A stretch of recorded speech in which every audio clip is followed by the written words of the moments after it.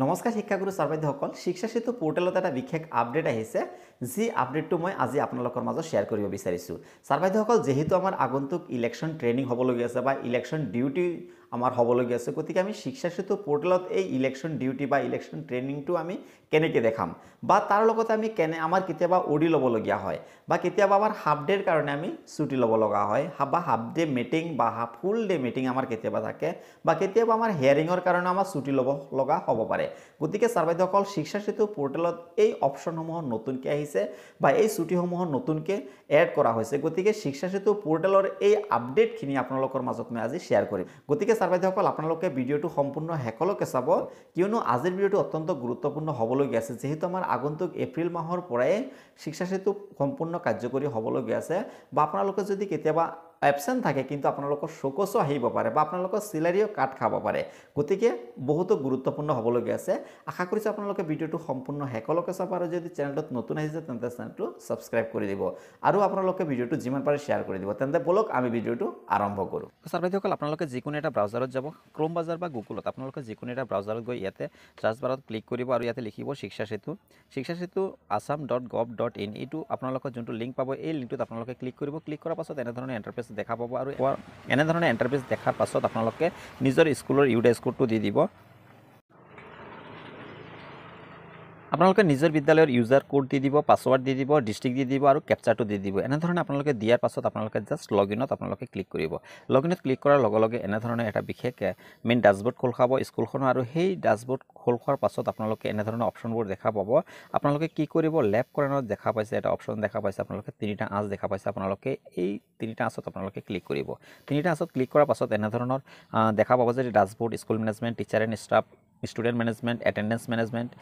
academic এনে ধৰণৰ অপচনবোৰ দেখা পাব ইয়াৰ পাছত আপোনালোকে জাস্ট কি কৰিব টিচাৰ এণ্ড ষ্টাফ যোনটো অপচন দেখা পাইছে এই অপচনটোত আপোনালোকে ক্লিক কৰি দিব এই অপচনটোত ক্লিক কৰাৰ লগে লগে এনে ধৰণৰ বহু কেইটামান অপচন দেখা পাব teacher and staff listing teacher and staff registration inactive teacher staff listing এনে ধৰণৰ বহু কেইটামান অপচন দেখা পাব আপোনালোকে তললৈ আহি যাব তললৈ আহি যোৱাৰ পাছত ইয়াত আপোনালোকে দেখা পাব যে ষ্টাফ এবসেন্ট ৰিজন আপডেশ্যন যোনটো দেখা পাইছে যে ষ্টাফ এবসেন্ট ৰিজন আপডেশ্যন এই অপচনটোত আপোনালোকে ক্লিক কৰি দিব এই অপচনটোত ক্লিক কৰাৰ লগে লগে আপোনালোকে নেক্সট এটা পেজ খোল খাব এই পেজটোত আপোনালোকে দেখা পাব যে ষ্টাফ এবসেন্ট ৰিজন আপডেশ্যন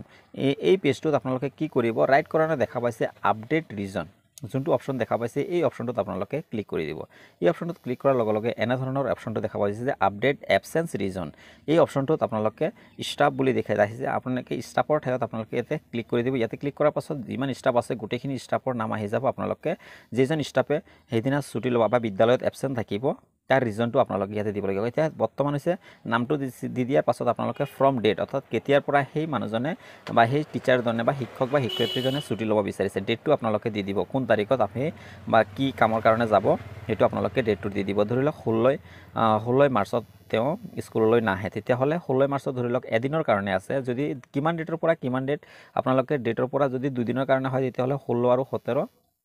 ডেটটো দি দিছোঁ ডেটটো দি দিয়াৰ পাছত ধৰি লওক এতিয়া এবসেন্স ৰিজন কিহৰ কাৰণে বিদ্যালয়লৈ শিক্ষক বা শিক্ষয়িত্ৰীজন বিদ্যালয়লৈ নাহে সেই ৰিজনটো দি দিয়ে এবসেন্স ৰিজন ইয়াতে ক্লিক কৰি দিব ইয়াতে ক্লিক কৰাৰ পাছত চাওক ইয়াতে ট্ৰেইনিং ইলেকশ্যন ডিউটি অডি মিটিং হাফ ডেৰ কাৰণে